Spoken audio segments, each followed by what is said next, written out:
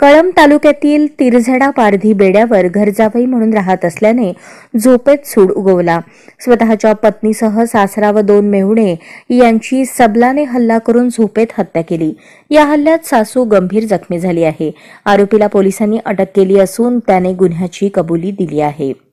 सासरा पंडित घोसले, मेहुणा ज्ञानेश्वर घोसले, सुनील घोसले, बायको रेखा गोविंद पवार अशी मृतांची नावे आहेत।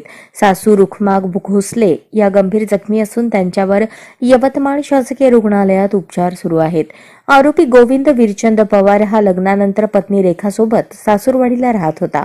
त्याला तिथे सतत अपमानास्पद वागणूक मिळत होती, त्यामुळे दुखावलेल्या गोविंदने मंगळवारी रात्री सूड उगवला।